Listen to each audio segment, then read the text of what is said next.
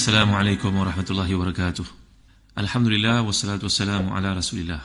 Innal hamdalillah nahmaduhu wa nasta'inuhu wa nastahdihi wa nastaghfiruh wa natubu ilaihi wa natawakkalu alaihi wa na'udzu billahi min shururi anfusina wa sayyiati a'malina. May yahdihillahu fala mudilla lahu wa may yudlil fala hadiya lahu. Allahumma salli wa sallim wa barik ala Muhammad wa ala ali Muhammad kama sallaita wa sallamta wa barakta ala Ibrahim wa ala ali Ibrahim fil alamin innaka Hamidum Majid. Amma ba'd.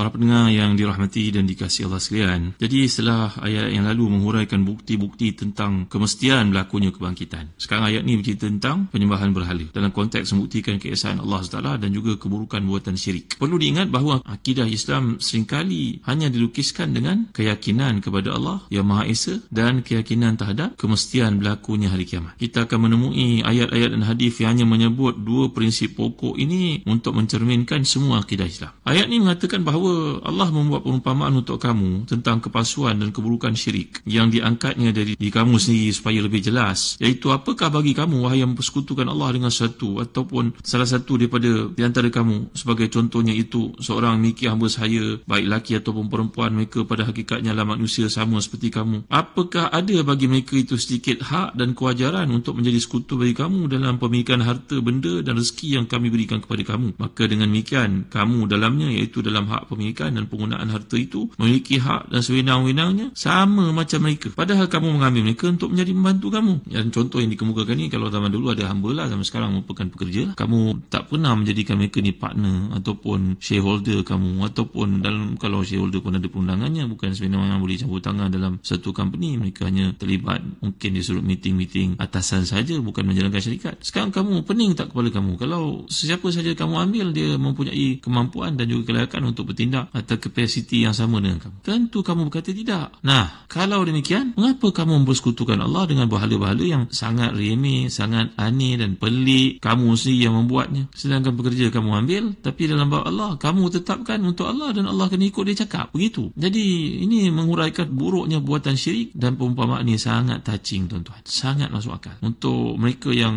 melakukan syirik kepada Allah, hendaklah mereka sedar bahawa ini adalah satu pembuktian betapa jahilnya, betapa buruknya, betapa tak masuk akalnya tindakan yang kamu lakukan itu. Ini kata Al-Imam Tahir Ibn Ashur dalam tafsirnya, wa fi hadha ta'rid bil mutasallibin min fi syirkihim bi annahum laysu min ahli al-uqul wa laysu man yantafi'una ka qawlihi ta'ala wa ma ya'qiluha illa al-alimun. Ini adalah satu ta'rid, satu kata-kata yang bersifat kiasan, simpulan. Apa dipanggil ini? Dipanggil sebagai apa yang tersirat di situ untuk menunjukkan betapa mereka yang mengambil Tuhan dan dewa-dewa sembahan, apa yang mereka ambil daripada Allah SWT ini, apa yang mereka sembah patung berhala itu semua, ini merupakan tanda mereka tidak menggunakan akal. Kerana dalam surat Al-Ankabut yang lalu kita telah bincangkan ayat ke-43, wa ma yaqiluha illal alimun. Jadi dalam konteks ini, inilah dia satu sifat tabiat yang buruk yang ada pada mereka yang tidak menggunakan akal, dan Allah telah memperumpamakan mereka dalam surah Al-Baqarah ayat 171, pernah kita bincangkan dahulu. A'udzubillahi minasyaitanirrajim, wa mathalul ladzina kafaru kamathalil ladzi yan'iqu bima la yasma'u illa du'a'a wa nidaa summum bukmun umyun fahum la yaqilun. Perumpamaan orang-orang kafir ini adalah seumpama binatang yang tidak mendengar melainkan apa dipanggil kepada mereka. Binatang itu dipanggil, dia dengar begitu saja. Dia tengok orang datang kepada tuannya, dia pun datang. Dia tak boleh nak berfikir. Maka demikianlah sifat yang dikemukakan oleh Allah SWT oleh Quran kepada orang yang tidak menggunakan akal ni, yang menyembah selain daripada Allah SWT, supaya mereka sedar bahawa apa pun tidak mampu dilakukan oleh sembahan-sembahan mereka itu. Bahkan kalau datang seekor anjing pun kencing pada patung berhala itu, dia tak boleh nak buat apa-apa. La haula wala quwwata. Jadi kehendak orang-orang zalim ini mengikut hawa nafsu mereka, menolak bimbingan, seruan, perintah daripada Allah ni, boleh jadi menimbulkan kesan dalam benak orang-orang yang tidak mengerti bahawa itu terjadi luar kehendak Allah. Untuk menghilangkan tanggapan ini, ayat ini menunjukkan bahawa Allah memberikan kepada manusia kebebasan untuk menerima dan menolak bimbingannya. Kaum musyrikin memilih untuk menolak, sehingga Allah membiarkan mereka dalam kesesatan. Maka dengan demikian, siapa yang dapat beri petunjuk kepada orang yang telah disesatkan oleh Allah? Kerana kesesatan itu adalah pilihan kesalahannya sendiri. Pasti tak ada siapa pun dapat beri petunjuk, kerana ini merupakan satu hukuman daripada Allah SWT kepada mereka. Apa dengan hati dan dikasihkan, saya telah jelaskan bahawa para ulama ini, mereka yang baca Al-Quran, berinteraksi dengan Quran, mereka akan merasa resah, gelisah, sedih apabila mereka tidak dapat memahami tamsilan yang dikemukakan oleh Quran.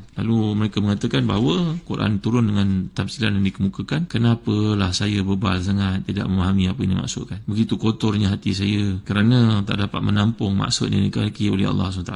Alangkah ruginya saya, ni tak lain tak bukan kerana kotornya hati kita bila kita tidak dapat memahami apa-apa yang dikemukakan oleh Allah SWT.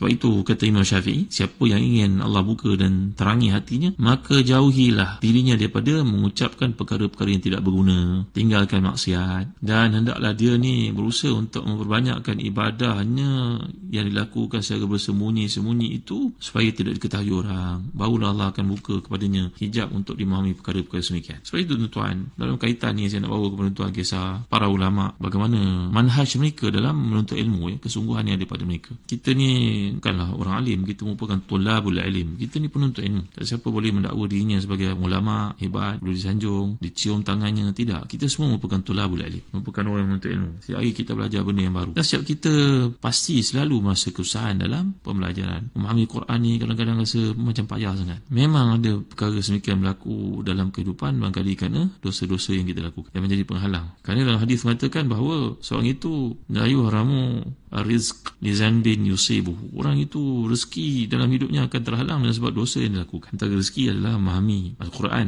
mendapat ilmu pengetahuan yang merupakan rezeki yang besar daripada Allah SWT. Kerana Allah menyatakan dalam surah Al-Baqarah ayat 269 itu bahawa yu'til hikmata ma yasha' wa ma yu'tal hikmata faqad utiya khairan katsira. Siapa yang diberi hikmah maka dia mendapat kebaikan yang sangat banyak. Hikmah ni maknanya salah satu seperti yang pernah kita huraikan adalah merujuk kepada pengetahuan, kefahaman kepada Al-Quran, kefahaman dalam bab beragama sebagai contohnya. Antara amalan seorang tokoh Islam, Syekhul Islam yang sangat cerdas ini, memiliki hafazan yang luar biasa. Daripada kecilnya cinta kepada ilmu sampai tak sempat nak berkahwin kerana menuntut ilmu. Inilah contoh yang terbaik tentulah Rasulullah. Tapi menceritakan para ulama Islam ni seperti Imam An-Nawawi sebagai contohnya, kerana kesibukan menuntut ilmu itu sampai tak sempat berkahwin. Contoh yang baik yang kita ambil adalah Rasulullah, itu yang paling baik. Tapi contoh para sahabat, para ulama, para salih ni wajar juga kita baca. Maka Syekhul Islam ini kalau berada dalam kesukaran, tak faham satu benda, dia bermunajat kepada Allah SWT.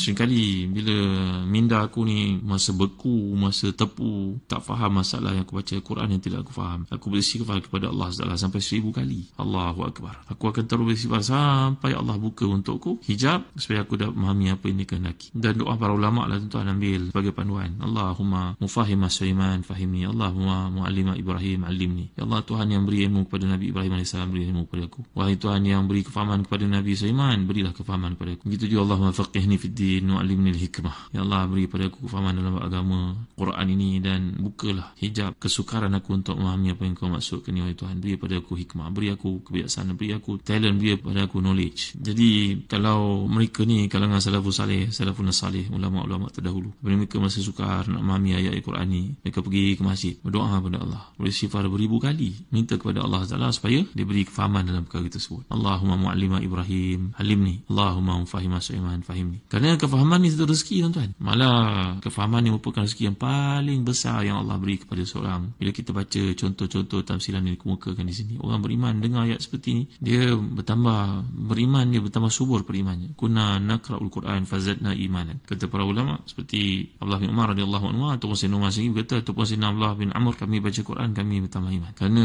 setiap perkara itu ada jawapan dalam Quran. Semakin dibaca semakin kita lanjut, semakin dibaca semakin kita rasa cahaya diri kita dalam satu lautan kasih sayang Allah SWT. Kita baca satu buku, lama-kelamaan kita akan jemu. Bagilah kepada kita percuma untuk dibaca lagi, kita tidak akan melakukannya. Tetapi beza daripada Al-Quran, setiap kali kita baca kita akan menemui rahsia-rahsia yang baru. Maka ini satu nikmat yang paling besar. Bila kita habis Ramadan ni, berusaha untuk memahami Quran, bukan untuk khatam semata-mata, itu penting, tapi juga untuk faham. Jadi itu sebab Muawiyah bin Abi Sufyan radhiyallahu anhu meriwayatkan daripada Rasulullah SAW bahawa siapa yang dikehendaki oleh Allah untuknya kebaikan, may yuridillahu bihi khairan yufaqihu fid din. Siapa yang Allah kehendaki untuknya kebaikan, hadis sahih riwayat Bukhari ni, maka Allah akan beri kepadanya kefahaman dalam bab beragama. Sebab saya sebut perkara ni kerana ia berkaitan sangat dengan kehidupan kita, iaitu dalam konteks tamsilan yang Allah kemukakan ke sini untuk kita faham dan kita sampaikan. Ini nikmat yang paling besar. Bila kita memahami, dia masuk meresap diri kita dan kita berusaha untuk menyampaikannya kepada orang keliling kita. Sebab apa yang saya nyatakan di sini dalam konteks contoh tafsiran yang Allah bawa ini, bila kita faham, maka ini satu rezeki yang besar daripada Allah. Kita makin rapat dengan Allah, kita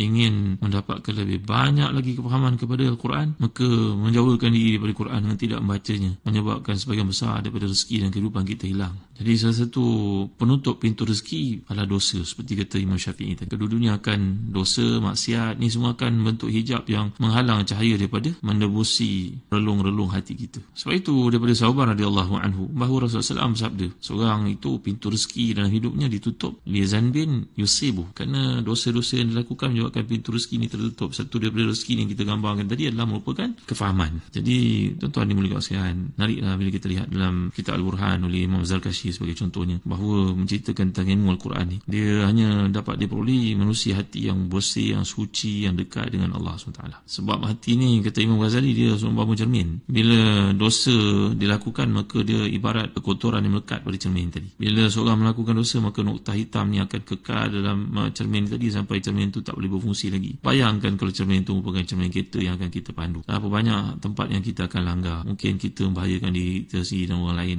jatuh ke lembah dan sebagainya. Jadi kembali kepada ayat ni tadi, muka ayat ke-8 29, Allah menggambarkan bahawa orang yang zalim, yang tidak mahu berfikir ni, yang hatinya telah pun gelap daripada mendapat hidayah Allah SWT, dia tidak akan ada siapa pun dapat memberi tunjuk kepadanya. Baik, kita masuk kepada ayat berikutnya, menerusi ayat yang ke-30. A'udzubillahi minasyaitanirrajim. Fa'aqim wajhaka lid-dini hanifah fitratallahi allati fataran nasa 'alaiha la tabdila li khalqillah dzalika ad-dinul qayyim walakinna aktsaran nasi la ya'lamun. Sadaqallahul azim. Maka hadapkanlah wajahmu dengan lurus kepada Allah SWT, kepada agama Allah. Tetaplah atas fitrah yang Allah telah ciptakan manusia mengikut fitrah itu. Tiada perubahan pada fitrah Allah. Itulah agama yang lurus. Tapi kebanyakan manusia tidak mengetahui. Lihat, kuliah lalu saya beri penekanan tuan-tuan terhadap perkataan qawama, aqim sebagai contohnya. Jadi perkataan di sini lagi sekali diulang perkataan aqim, kemudian qayyim. Nampak tak? Ini semua asal perkataan yang sama, iaitu qaf, waw, mim, qawama. Dan telah saya uraikan sedikit tentang kualiti yang daripada seorang lelaki kepimpinan, qawamun. Tengok ini menariknya keserasian yang luar biasa pada pemilihan perkataan Quran ni, kerana ia meluruskan minda orang beriman yang baca untuk persiapan menjadi ketua dalam konteks yang Allah kehendaki kepimpinan itu mestilah mempunyai sifat-sifat ini. Lagi yang menariknya, penggunaan perkataan Quran ada perbezaan, iaitu fitrat Allah. Kenapa digunakan huruf tak mabsuta ataupun tak maftuha di sini, bukannya tak marbuta seperti ha tu kan? Sedangkan fitrah kalau kita aja fa ta ra